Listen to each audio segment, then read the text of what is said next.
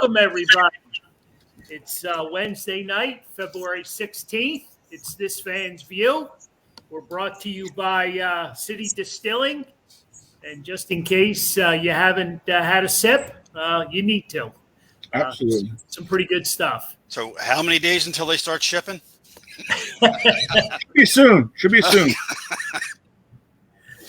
They're pretty good. So we'll leave it at that. You need to check them out, and if you have the opportunity next week to join us at Hanrahan's Irish Pub, I'm sure we'll have some trivia prizes to give out. Yes, we will. There we go. We will. Yeah.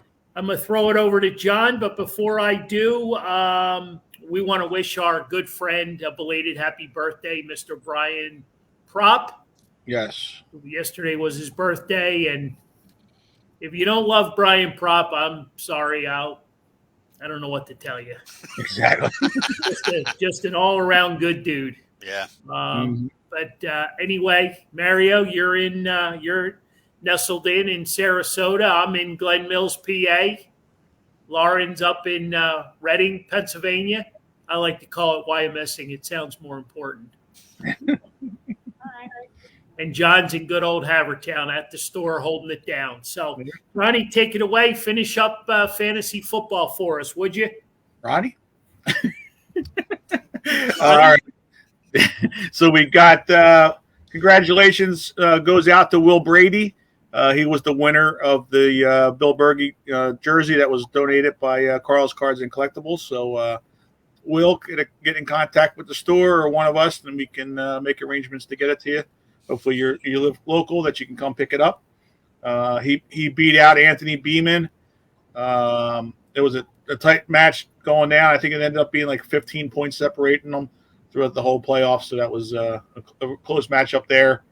A few of the others that have were in the top 12 was Timothy Egan, finished third. Don Hellens, Don Ferguson, Steve Moffitt, Kyle Gaffner, Greg Burns, Joey Augusta, Donald Riley was in there. Kyle O'Brien was 11th, and Jay Rizzett was 12th. So we had a good thing. We had 5 family battles, which was went down to the wire. So Randy Bachman beat Carolyn Bachman in a close matchup there. So I know Carolyn's not going to be too happy.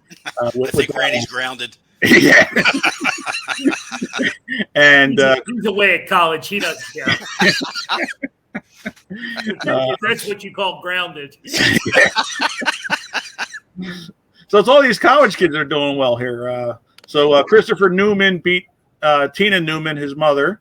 And then Mario, you beat your sister Lisa. So you took care of that. She's got to pay for dinner next time I'm up. There you go.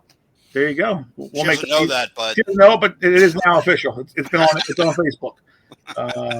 And Kyle beat myself and beat Tyler as well. So wow. So he won that. And the biggest surprise of all, Henry beat Emily. So we'll have to see what's going on with that, because that may have changed the wedding arrangements. I'm not sure, but we'll see. Hopefully not. It's okay, Emily. You can let this one slide. And then Mario, you between the hosts, you would beat me as well. So congratulations there. You're welcome there, Henry. We got to stick together every once in a while. So so yeah, it was a great time. We had 70 people involved throughout the whole playoffs. So it was good support from you guys, with that. What wedding? I knew there was going to be something there. I knew that, Emily. I know. John, the show started like 2 minutes ago, and you already stirred the pot. I broke up one wedding. We haven't gotten through fantasy football, and you're already causing chaos. Exactly. And so just look forward to our March Madness one that'll be coming out soon. Once the brackets are out there, we'll have a March Madness one to get us through the spring here. So So again, want to thank Carl's Cards for helping us with doing all we can with this. So Good stuff. Yeah. Good stuff. It was a lot of fun this football season, and we're gonna be talking Super Bowl here, second half of the show. Both current and former Super Bowl champion John Bunting joins the show around 7:00. Yep. He was a coach on the Super Bowl 34 team. Yep. 34 Super Bowl team with Dick Vermeil, but we're going to save that for the second half of the show when he joins us. But I'm going to throw it over to Lauren because 76ers, they're in the news, good, bad, and the ugly. They sure are. I guess it's been a couple of weeks now because last week we were at Dagwoods. We did always get in a question about Ben Simmons, regardless of who our guest was. We always seem to ask what they think. And I'm pretty sure it was unanimous across everybody we asked for that Ben Simmons just needed to go. He was an embarrassment to sports. I'm pretty sure that's what Irving Fryer said last week, was that he was an to all of sports. All of sports. I don't disagree with that. So finally the Sixers got it done. They made a deal for him. Now, I may be in the minority on this one, but I am not in love with the deal. I'm not in love with the pieces that they lost along the way. I fully understand that it wasn't going to just be Ben Simmons for James Harden. I understand that. I think last night's horrific loss, you started to see them missing some of those pieces. Andre Drummond was the best backup Joel Embiid has had since he's been here in Philadelphia. Now that piece is gone. Seth Curry, I understand, was not always great, but he was just a solid guy on the court that seemed to rally the other guys. And you lost that. And they lost last night by what? 50, 40? 47. Yeah, I can't even remember what it was, but it was horrific. And then news comes out that James Harden's not going to start until after the All-Star break because he's got a hamstring issue. So this deal just keeps on getting better and better. I will wait it out. I will see how this goes. But I am definitely on record on this show of saying that I was super concerned about bringing another All-Star into the Sixers because I don't know how it's going to mesh with Joel Embiid. I'm still concerned about that. I hope the two of them can sort of put their egos aside, and for the greater good of winning a championship, they're able to do that. But I am still super concerned about that. Otherwise, we'll see what happens. I was hoping for a little bit better of a win last night. But we didn't get that. And then, of course, there's the Ben Simmons saga. He gets traded, and he's on a brand new team, there all the time, showing up, supporting his guys on the bench. I don't even know really what to make of that because he says that he's ready physically and mentally he's getting there.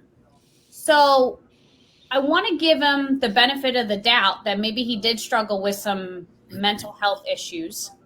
But I saw an interesting tweet yesterday that said Philadelphia fans rallied behind Brandon Brooks and Lane Johnson when they openly admitted they had mental health issues, and no one batted an eye.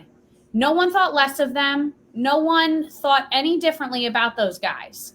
And I think the Philadelphia fans would have done the same for Ben Simmons if he had been upfront about whatever mental health issues he was having, and they would have been supportive, just like they were with the other guys. But he never gave Philadelphia that chance. He never gave them the opportunity to rally behind him. And instead, he never, ever confronted the fans about what was going on. And now he's in Brooklyn, and he's off looking like a superstar there. And we never really get that closure from him. We never get to hear from Ben Simmons, the three-time All-Star, we never get to hear from him now. That chapter is gone. And I'm just really curious to see how this goes with the Nets. I don't want to say I wish him bad because that's not nice, but I'm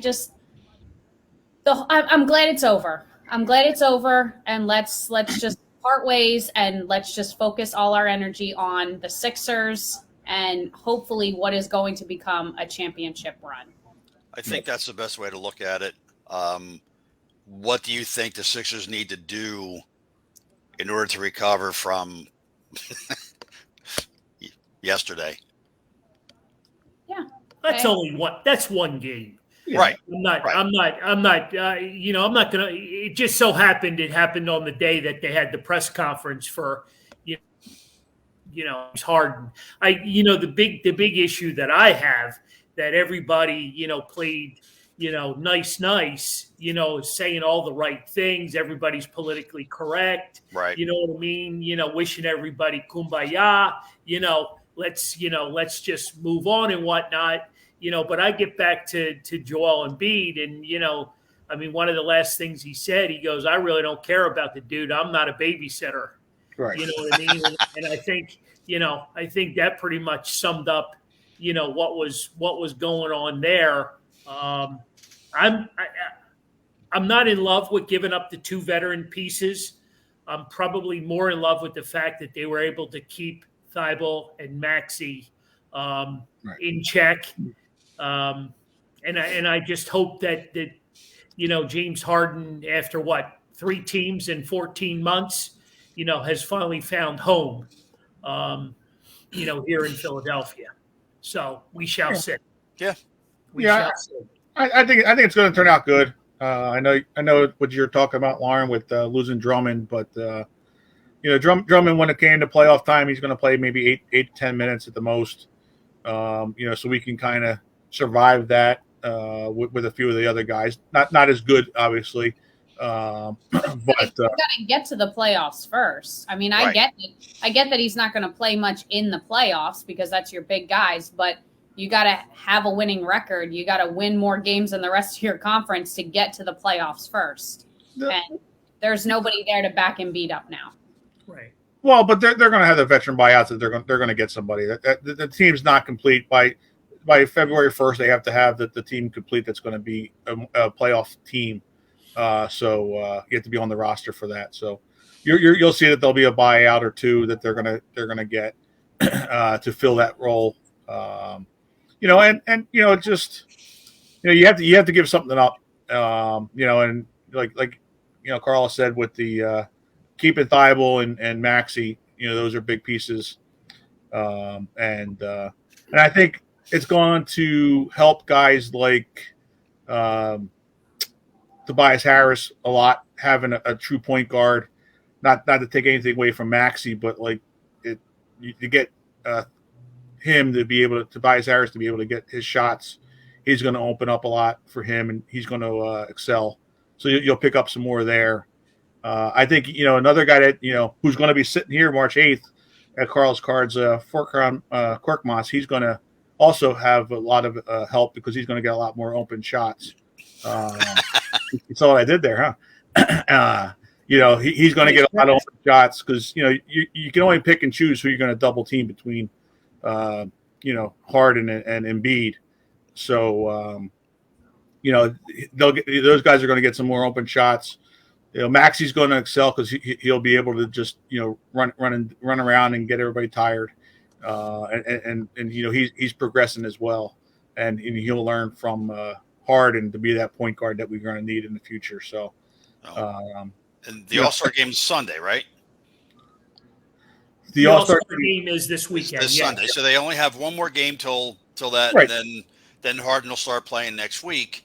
So we get to see what he does next week. Yeah, and he's going to be in full strength. He's good to go. They're just letting them rest it up a little bit. And I think it's a good thing because I think they're not wanting to put him out there against Milwaukee, right? Because you're going to see them in the playoffs, so no sense giving them a free look at what Harden's going to do. I think if there wasn't the All-Star break afterwards, it gives them a whole another week because they don't play until Friday afterwards. It's just a good way of hiding Harden and how the Sixers would play the Bucks with them guys going into the playoffs. So, I think we're going to end up in June liking what we're seeing. And of course it's going to hurt. Losing a couple. Drummond's the one guy I think would hurt, but he wasn't re-signing here. So with the way he played this year with the Sixers, he's going to get a bigger contract somewhere else. So you gave up a guy in Ben Simmons that wasn't going to play a game here again. Gave up to Drummond, who was going to be gone at the end of this year, and and then Curry. So in all, and you get Harden, type of thing. So I think it'll work out. The Ben Simmons saga is over, but we got a new one. You put one to bed, and we got a new one. It's the Philly way. It's the Philly way. So now apparently Claude Giroux has asked out of Philadelphia. Really? Yep. Wow. So here's another, I don't know, how long's he been here in Philly? 10, 11, 12 years? Yeah. We got another, star Philadelphia athlete, all-star MVP just this past weekend. Right. Yeah, they're not playing well, but, you need leadership. You need quality guys. Sue's not letting not letting it get to her. No, tell us how you really feel, Sue. She's not happy in a lot of ways. All her guys are gone, and but yeah, this one I don't know. It's now it's a new day in modern sports. Because these guys can now they can waive their no trade clause. Right. And they can give the GM a list of 3 teams that, okay, I'll go to these top 3 teams. Right. So now we got more drama. Just in case you wanted a little more. Now you got more. I don't think you'll ever be done with the Ben Simmons saga. I think just like Carson Wentz, It'll come back. we'll constantly hear about how he's doing in Brooklyn, how the team is doing, his performance, what's going on with him. It'll never, ever stop here. Well, okay. Years before you stop hearing about Ben Simmons. Let me ask you about that, because is there anybody who wanted him to stay here? Because with the whole Wentz saga, you had people that wanted him to stay, people that wanted him to go. So that's where you get that back and forth. No, I don't think anybody was in favor of him staying. I just meant you'll continue to hear about it, just like you continue to hear about how Carson Wentz is doing with the Colts, and are we going to get the first round pick? Just that constant thing. I think you'll continue to just hear about him and how he's doing on a pretty regular basis, whether you want to or not. Does he play March 10th in Philadelphia? No. You don't think? Not. No. If he couldn't mentally prepare for being the 1A to Joel Embiid, if he couldn't mentally prepare himself to come back here to Philadelphia and have a parting press conference to give the fans some closure, there is absolutely no way he plays that night. They will crucify him the minute he gets announced. Oh, well, but he's going to have to face that eventually, because we're going to possibly face the Nets in round 2 of the playoffs if things Yeah, but he'll avoid it until it's inevitable. He's not going to offer himself up for that. I do not see him playing here at all. He will have some injury you've never even heard of before. He'll have some sickness you never heard of before. Something will keep him from playing here, but there's no way he plays here. Right. The Philly He's flu. going to get The trashed. Philly flu will set in. Yeah, he's going to get trashed the minute he steps on the court. No. And I don't think he wants that. He won't play here in Philadelphia until he absolutely has to. Right. In the playoffs, when he has to go to the line to shoot the ball, and everybody gets free frosties. when is he going to be going broke that series? And I hope he really gears up his mentality then for that, because I wouldn't want to trade spots with them. That's not. I love you guys, every one of you guys. I tried to segue away, from basketball and go to the Flyers, and you just dribbled the ball right back to Ben Simmons and just just beat them up some more. I love it. I love you guys. Well, okay. All right, fine. I'll entertain your Claude Giroux comment. I'm not surprised. I'm not surprised at all. You don't have to entertain it. I'm He's on the tail end of his career. He wants to go somewhere with an opportunity to maybe win a cup before he retires, Kimmo Timonen style. And there's nothing left for him to do here. That's right. it. He clearly doesn't want to be the leader that the team needs. He's clearly just sort of bailed out on that. So, like Mom said, then go. Bye. See ya. And we're not going to be any worse off. Yeah, but I don't know that he bailed as much as it just doesn't look good. He's a free agent at the end of the year, and to take a page out of John's book, they were not going to re-sign him. You know what I mean? He's making $8 million. He'll probably get the same amount of money somewhere else for another 2 or 3 years. And the Flyers already have enough bad contracts. That's why they're a horrible team right now. Right. So, but yeah, no, the whole Philly mystique, we draft these guys, we coddle them, we bring them along, at their pace, we do everything for them. And then boom, it just blows up in our face. Oh yeah. I mean, does that make any sense? Oh, well, like you said, it's the players today are too coddled. That's the problem. Right.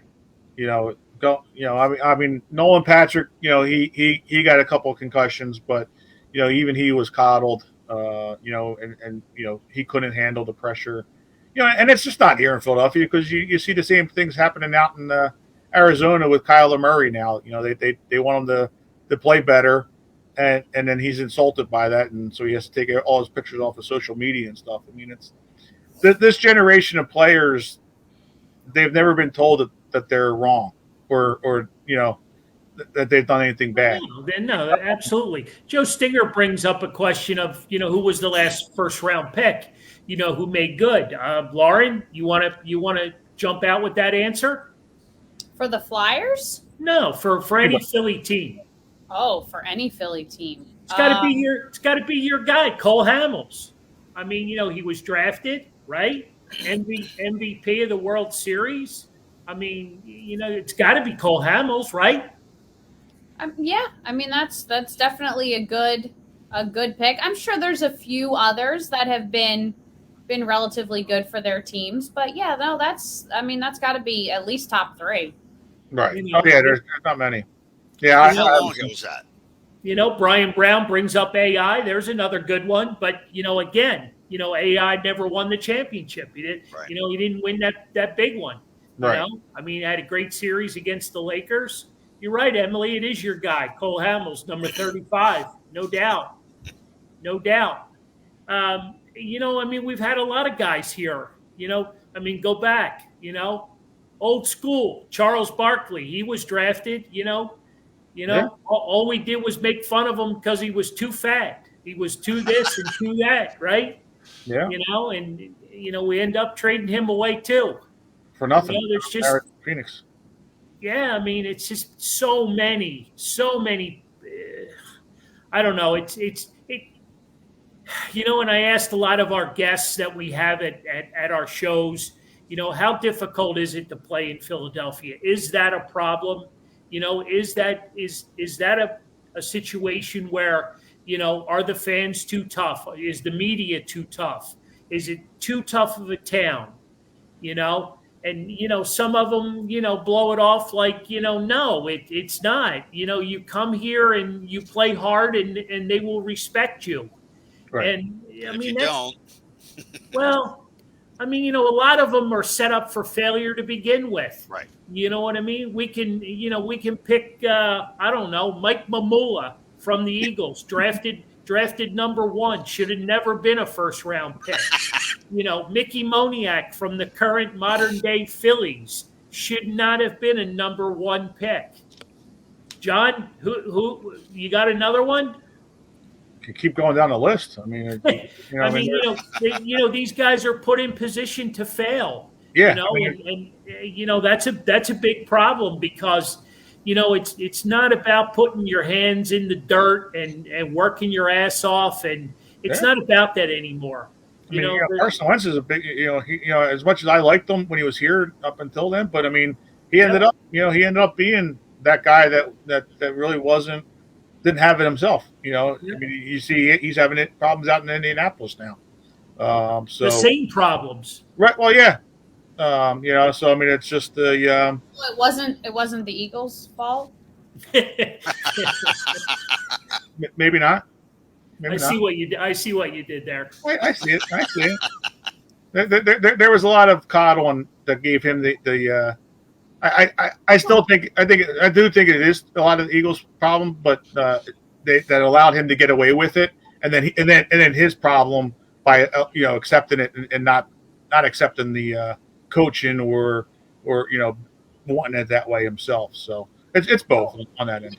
When you guys say they're set up to fail, what in what regard? So walk me through the Mickey Moniak thing. How is he set up to fail? He's drafted in the first round because the Phillies really thought he was the player of the future. Where is the setup to failure come in?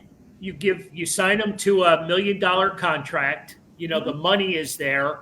And he's just not prepared to roll out of high school, into that type of situation. The pressure is just unbelievable.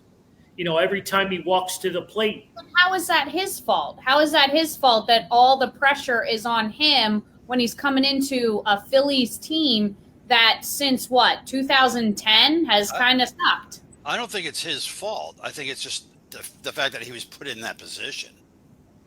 Well, when a team is really bad, you don't really have much of a choice but to look to, your first round draft pick to hope for the future, like with Tyrese Maxey. He was brought, he was signed, right? He was drafted by the Sixers. Yeah. And within 2 years, here he is performing. I mean, the Sixers needed him desperately, and he lived up to it. So I don't know so much that the players are being set up to fail, so much that these guys think their shit doesn't stink, and then they get to the big leagues, and guess what? It does. Well, some of it though is like the organization, not getting them prepared in the minor leagues. For the Phillies especially, there's a lot of overreaching. For a guy, they picked Mickey Moniak number 1 overall from the country because he was cheaper to sign than spending money on a guy that really deserved to be that number 1 pick. So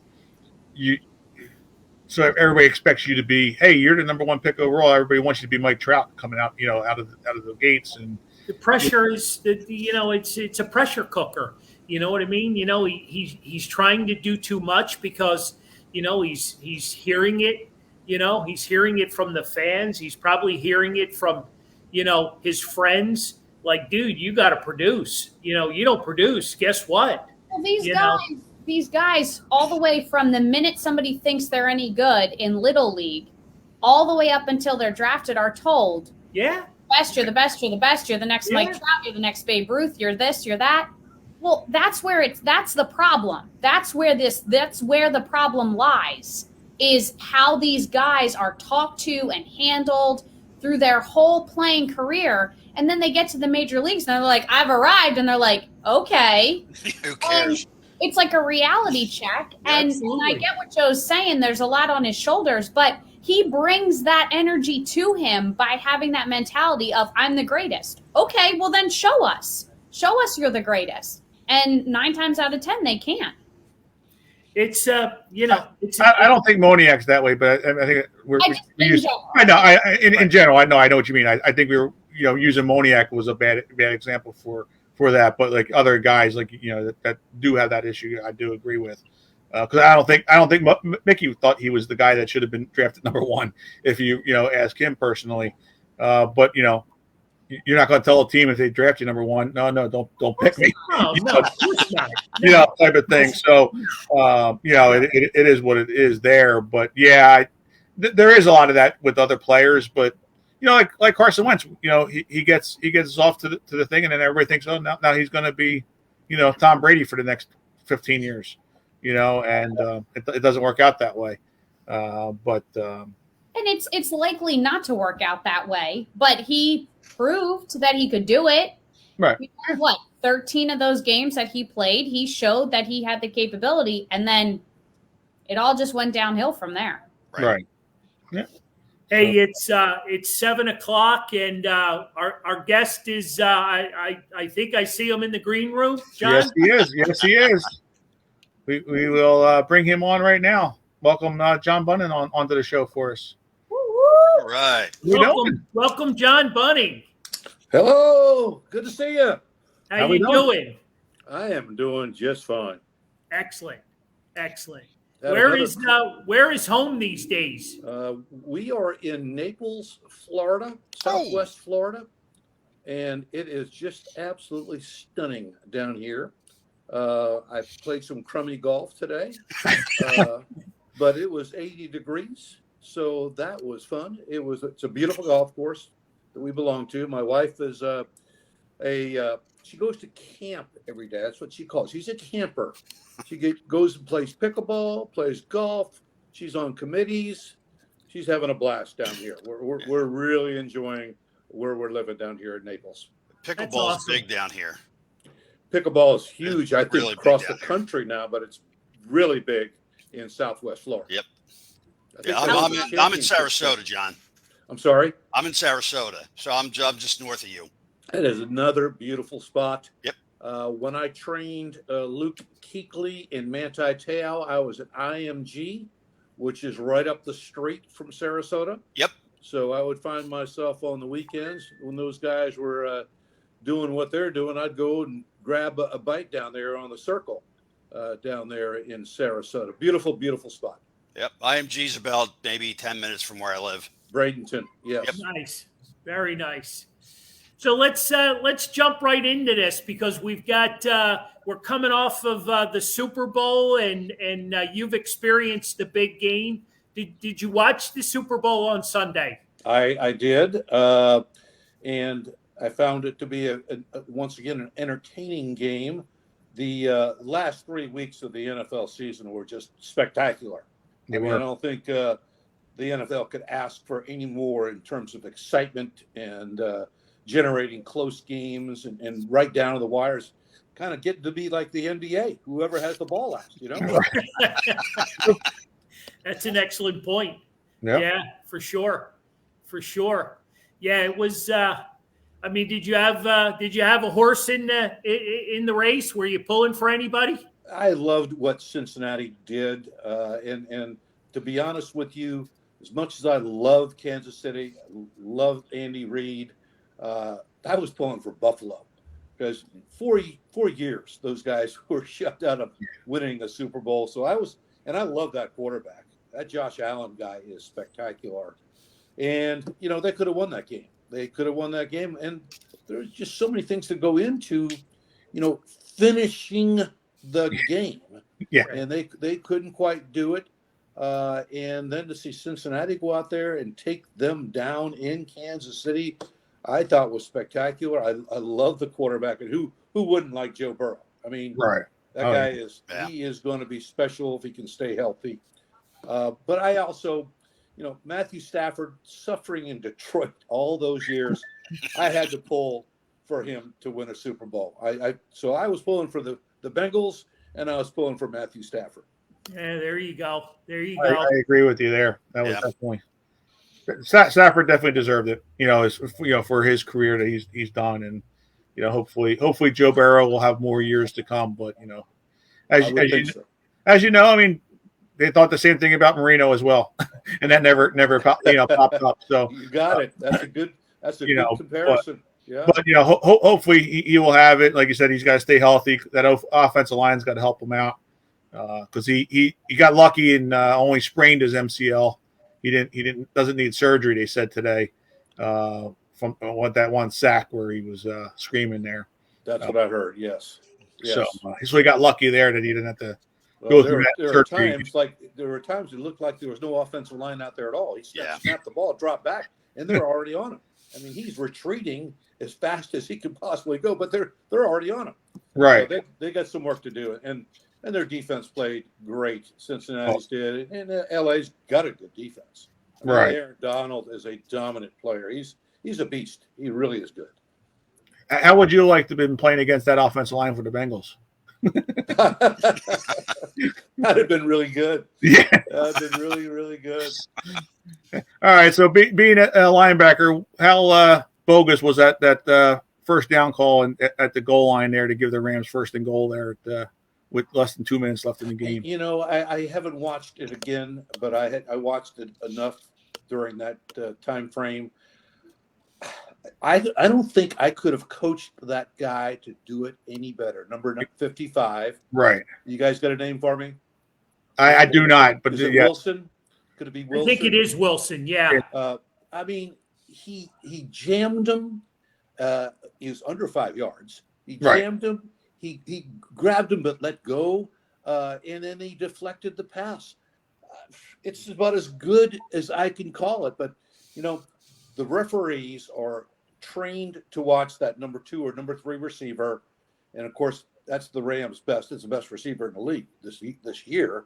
Right. So they're watching, they're eyeballing that, and I think it was a bad call, but it could be called. That's for sure. Right. Yeah. And it probably should have been. Tough But- call in that spot. Yeah, for Tough sure. call. So our So, first one of our listeners has a Coach Vermeil question about entering Canton this year. How was he to play for? Well, we're all pretty jacked up about going out there to Canton. A bunch of us, I'd say 25 Eagle players, personnel, or coaches were out there for Harold's induction Right. last year. Spectacular. We had a after hours party that lasted from like 10 o'clock till 2 o'clock in the morning. I can't stay up that late anymore, but it was, we made time stand still. It was just so beautiful to see all the players out there supporting Harold Carmichael. And I just absolutely loved it. And we're already ready to go out there again. I talked with my good friend Kevin Riley. Kevin's very popular there in the Philadelphia area. A good friend of mine, one of my best friends of all time. We were talking about, I had a conversation with Coach 2 days ago, and it's probably going to be a little tougher to gather some of the Kansas City people, the St. Louis people, but I know the Eagle people. It's going to be fun. We're gonna have Kevin Riley and I will organize that for Coach. Coach has got to get somebody to get out there and make all this happen, because it's going to be overwhelming. I promise you that. Yeah. Now, No doubt. that man, besides my immediate family, my children, my parents who are no longer with us, but Dick Vermeil's had more impact on me personally than anybody else out there. I mean, I playing for a long time, coaching for quite a long time. I've come across a lot of mentors, people that were really helpful to me. But Dick's the best.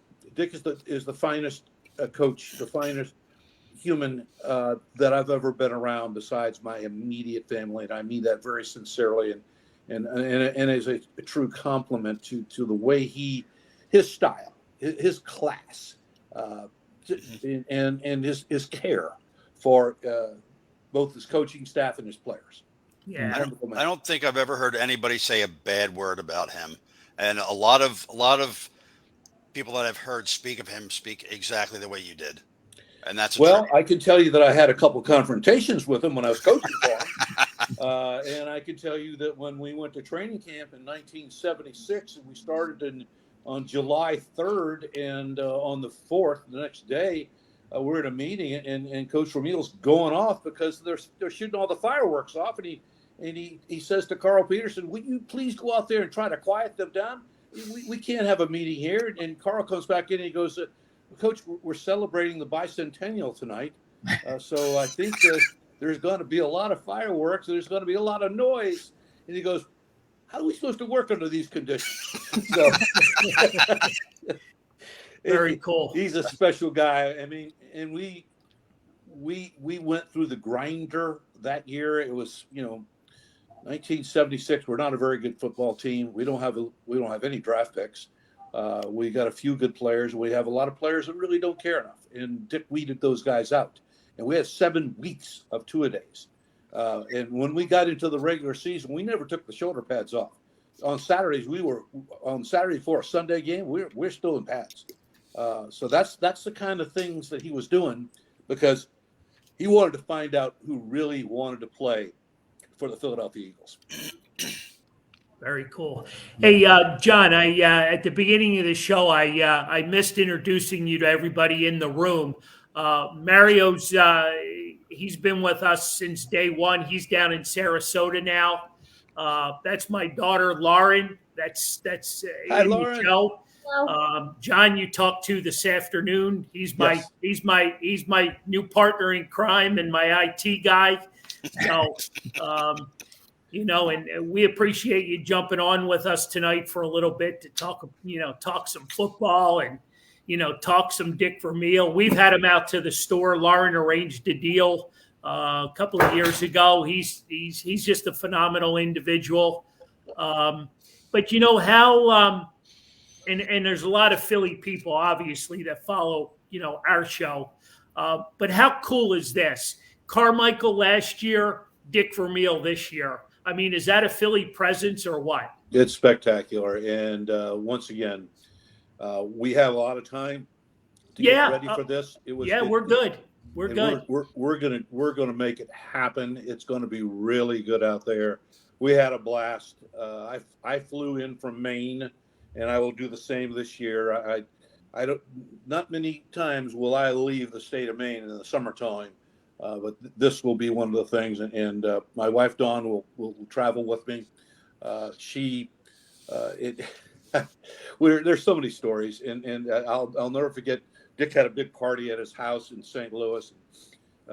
We're having a good time, and we were imbibing in a few cocktails and this, that, and the other. And I'm looking for my wife, and I'm looking for Coach, and I go up to the kitchen, and my wife's got Dick Vermeil in a headlock. She's got him on the ground.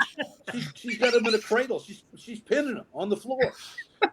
So they shared a very, very, I would say, dramatic relationship, and we had a lot of fun out there. And of course, the first 2 years, we were getting beat down pretty good. And as a matter of fact, if we had gotten fired after that second year, I would not have been surprised. But then we turn it all around and win the Super Bowl the next year. Crazy things can happen, can't they? Things can change. We had some personnel changes. We had a coaching change with the offensive coordinator, and be the co-defensive coordinator, linebacker coach. I developed a lot of pride with the other co-coordinator on that defense. I mean, that Super Bowl year, we are number 1 in run defense, number 6 overall. We went from like 24th to 6th overall. That's pretty good. I mean, yeah, it was the greatest show on turf, but we played some good defense too. Very cool. How prideful was it for you with the seal of the game for you guys to win the Super Bowl? The linebacker stops them at the 1 yard line. Mike Jones. Yes. Yeah, I get in touch with him frequently just to thank him for that tackle.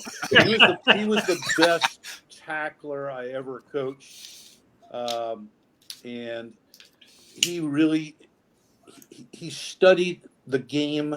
He had a great feel for what might happen in that case, and of course, the Titans knew exactly what coverage we were going to be in. So they tried to isolate Mike Jones, and they did. And we had no over the safety help. The safety was working with the other wide receiver that was out there. So it was an incredible play, and it's one of my most favorite talks by a referee, because of course it went to instant replay, and we're all waiting to see what happens. But at the very last split second there, the referee says the receiver did not cross the goal line. The game is over. Right. And I jumped up and slapped Mike Martz on the back, and we went into celebration mode. Yeah. Very cool. Very cool. I always like seeing the videos or that last like minute or drive there, and I forget the defensive end who came out of the game, but Vermeil's mic'd up, and you're like, "You went out of the game now?" It was like It was actually 30 seconds.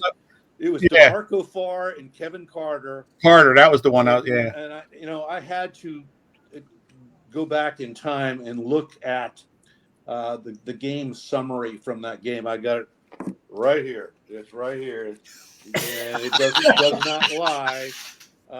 In the first half, we ran 43 plays, and we controlled the ball for 17 and a half minutes, and we had 9 points to show for it. In the second half, we ran 16 plays to Tennessee running about 50. So we were worn out. We had the ball for 6 minutes in the second half. That's it. Yeah. 6 minutes. So we were on the field a lot, and and rushing the passer is the hardest thing to do in on defense. Right. It's great to make big plays like Mike Jones did, and to have our London Fletcher, our great middle linebacker, making a whole lot of plays there. Yeah, all good, but rushing the passer is the hardest thing to do, and they were worn out. It's so funny seeing Dick go, "You guys are coming out of the game now?" Right. There's only 9 seconds left in the game, and I think one or both of them went back in. Fortunately, we had a couple other guys who could rush the passer. Grant Wistrom and Charlie Clemens was a linebacker that was a rush guy. So we had enough going for us, and that quarterback, God bless him, he was a tough dude too. And Eddie George, I think he rushed for what was it? He rushed for 25 yards, 26 yards in the first half. He ended up rushing for 95, close to 100. But that's a big dude, and Right. Oh yeah. big strong dude, and he would take it out of the tackler. So it was an interesting game to say the least, and we were fortunate that we were able to come out of there with a win. Right. John O'Brien, you want to handle Brian Brown's question, because I know that's your question as well. So I'll let you handle that one. How about that? Yes, we do. So what happened since you left that the Eagles don't value linebackers? And how does that make you feel today, like watching the Eagles? Well, we certainly had some good ones, and Bill made it through the Super Bowl, did not play the next year, had a great career. Jerry Robinson moved inside and as a 220-pound middle linebacker, it's pretty crazy. But he was a really good player. Frank LeMaster, a very tough rock'em sock'em robots guy, and and I called the defenses, and Marion Campbell was a tremendous defensive coordinator, and we used to think that we were really good, but when it comes down to it, we had a great defensive line. Dennis Bigfoot Harrison, Carl Big Daddy Hairston, Charlie Johnson was just an incredible nose tackle. Kenny Clark, his backup, was really good. So our defensive line was really, really good, and that's where you win ball games. I think that's what makes the great defenses great, is the defensive line people, and you've got to have a pass rusher. When we were in Kansas City, we had some good defensive linemen, and we had Derek Thomas, who could rush the passer. He drove me crazy as a linebacker. He had wandering eyes. He never could focus on anything, but he could see when the ball was snapped, and he could get off and get to the quarterback. Wow. Yeah, he was special. That's what's so important. You've got to get to the quarterback, and you can't bring pressure every down. You just can't do it. Yeah, but how does it make you feel when you see that the lack of linebacker play here with the Eagles today? Well, a lot of teams are playing this 4-2 defense, and I think that's what the Eagles do. They got a safety that drops down and plays as a linebacker position. Am I right when I say that? Yes. Yeah. We'll say yes. I mean, I don't know exactly what they do with their linebackers these days. Most teams are in that 4-2 defense right now because and sometimes you have a hard time substituting personnel. So you got to be ready to go. Now, what is the strength I think of the Eagles defense is that front four. I mean they're good, they're really good, but they've got to get a linebacker that can both stop the run and play coverage. Another guy that's going into this Hall of Fame coming up here is Sam Mills. Yes, I played alongside Sam and with the Stars. I mean, I was so fortunate in my career. After that 82 strike, 57 days out, I was gone a month later, which I expected. Carl being right around the corner as the president of the Stars, it brought me over there, and I got to line up and play for 2 more years, and had a blast. On my 34th birthday, we're beating the Arizona Wranglers, smashing them, and winning the USFL championship. Yeah. And I'm playing alongside Sam Mills and a couple other really good players. And the next year I get to coach Sam Mills. he was pretty easy to coach too. He was the only guy who could ever beat me into the film study room. He used to make me mad. They do that. But great player. And, he's going into the Hall. I'm so happy about that. But then everybody was always looking for the next Sam Mills. And I got to coach that guy, London Fletcher. I mean, you need a guy that he doesn't have to be 6'4", 6'2". He can be a 5'11", but if he can stop the run by being like a Sam Mills or like a London Fletcher with that lower body strength and be able to strike blockers and knock them off and make tackles and go sideline to sideline like London and Sam Mills did so frequently. You need a linebacker like that, and then you need a guy that can really cover, and so you can put him out on a wide receiver and perhaps get him doubled up with a safety or whatever. But you got to have linebackers to play the game.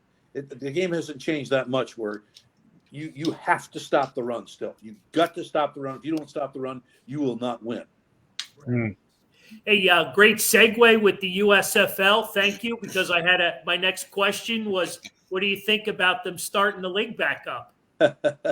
And who did I see? Oh, Jeff Fisher is going to coach one of the teams, who was the head coach for the Titans when we played them. Hey, that league was fun. We had a great time. I don't want to get political, but the former president ruined that league by trying to take it to the fall. That was we were drawing 35,000 people into the Vet to watch our games, and a lot of other teams. Birmingham had a good franchise. It's a shame because it was a lot of fun, and it was successful, and it just got taken down. So I'm glad that it's back out there. I'm looking forward to seeing how it goes and how if it can survive, because as we all know, there's been about 5 different leagues that have started and then stopped in mid-season even. And my good friend, our all-pro safety, Billy Bradley, he's coached in like 4 of those. He's not received all his checks. Yeah, good old Billy. We just had him. He was just in town, and we had him out to the store. He's an interesting guy.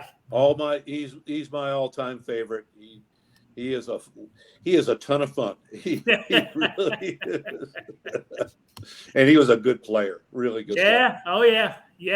You guys have been quiet. Anybody have any questions? Lauren, anybody have any questions? I am curious if you saw the movie American Underdog that recently came out about Kurt Warner. I have not seen that yet. I'm looking forward to it. I know that in the book that he authored, he was very complimentary, at least in one part, to both me and Peter Junta, the other co-coordinator. Mike March used to throw Kurt Warner out of practice, and Coach Vermeil told me that they kind of roughed up March a little bit in the show. I don't know that, but Mike was really hard on Kurt. He'd be throwing him out of practice, and maybe curse him a little bit. But me and Peter Junta, we'd go over to Kurt afterwards and say, "Hey, you just keep playing." We knew that kid had something special about him, and when Coach Vermeil put him on the expansion list, we about went through the roof. I mean, me and Peter approached Coach and said, "Coach, you're putting him out there on the expansion list. What if somebody takes him?" He goes, "Nobody's going to take him. Nobody even knows about him." I said, "Okay, all right, fine, but it's taking a chance." And we were always in Kurt's ear because, and as I used to say to Dick, he kills us in practice every day. And Coach would say, "Yeah, it's because you guys stink." Yeah, you're right. We need some corners. We need some safeties. You're absolutely right. But when the Trent Green goes down, of course we're all upset. And Dick, of course, is on national television and he's tearing up. But us on defense, we had a lot of confidence in Kurt Warner. First of all, he had a cannon for an arm. And secondly, he is very, very bright. So he was the perfect guy to take over. I mean, he could run Mike Martz's somewhat complicated offense. And of course, we had, we went from having no players on either the offensive line or any good receivers besides Bruce, who was hurt most of the first 2 years. He didn't practice much and he didn't play a whole lot. But now he's healthy, and we get Torrey Holt in the first round, and we trade for Marshall Faulk. And we also gathered 2 other free agents out of Adam Timmerman was one of them, I think, from Green Bay. So we improved dramatically offensively, and Mike Martz had the perfect offense. I'll say this, to sit up there in the press box shoulder to shoulder with this Mike Martz guy every week, it was just amazing to me how we almost go down and score on every first possession of the game, either a touchdown or a field goal. It was just remarkable how we could score at will sometimes. Very cool. That helps the defense. That helps the defense tremendously. Be able to have the lead and say, "Okay, now we're good." Yeah. Oh yeah.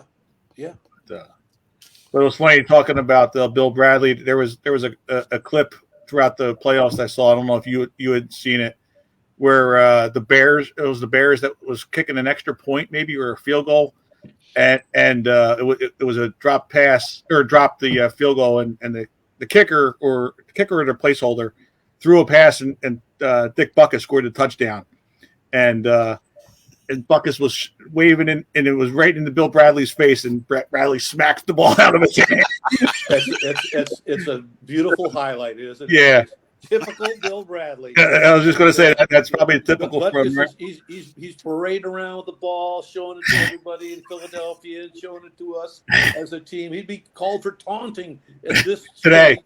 But Bradley goes over and smacks it out of his hand. That was beautiful. It's a beautiful thing. That's there were so many times. I'll tell you a quick story. We're playing the Cowboys at home. Staubach is at the helm, and of course, he's a great, great player, and an honor to be on the same field with him. But there was a time when we had good coverage. He took the ball down, started to run, got across the line of scrimmage, got hit, going down the turf, down the Philadelphia turf. Bradley comes in and just spears the crap out of him. I'm telling you. And Staubach gets up and he says, I guess I probably can't say the word on our podcast, but he said something like, "Poop. That's a cheap shot."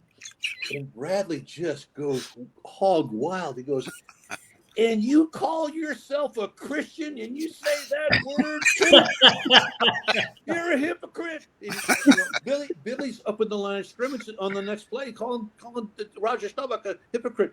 After the game, Staubach got a concussion, and I go over to him to see how he is. And I said, "Hey, Roger, are you okay, man?" He goes, "I'm okay, but what's wrong with that Bradley guy?" Too funny. Oh man.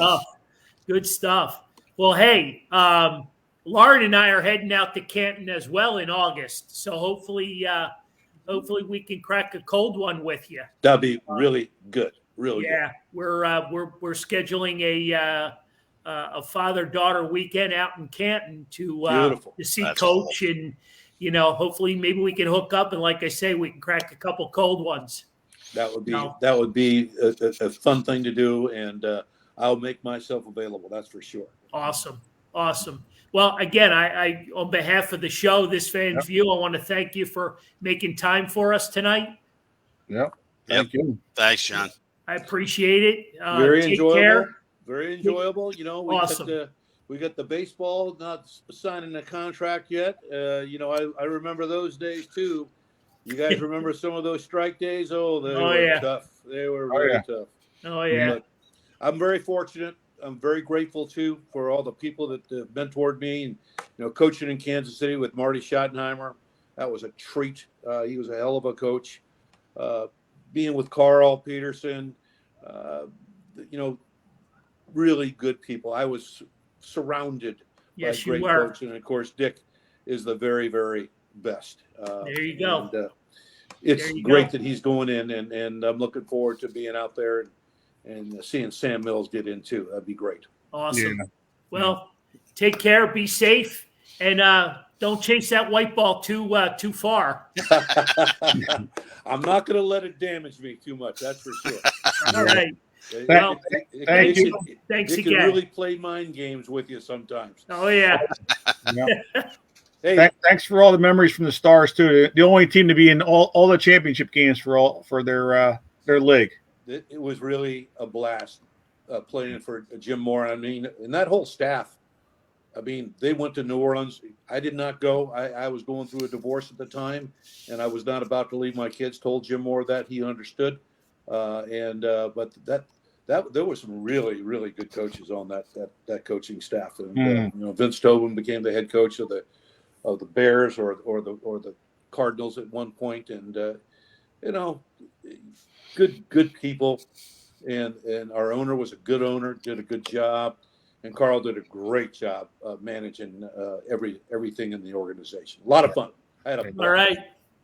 Well, again, thank you on behalf of This Fan's View, and to all of our listeners. We'll see everybody next week at Hanrahan's Irish Pub. All right. we got Bob the Hound Kelly, one of the old badass Broad Street bullies. Yes, sir. So he was a good one. I got to be pals with a bunch of those guys, Billy Barber and Clarkey and Bob Daly. Good folks. Those were great days. I mean, we got to get you back in was on Philly. top with We got to get you football, back in Philly. and hockey. There you go. And the Phils. Yeah. Too. Yeah. Yep. Exactly. All righty. All right. Take care, young man. Be Bye, well. Lauren. I'll see you. See you again. now. Yep. All right. Thank you. Yeah.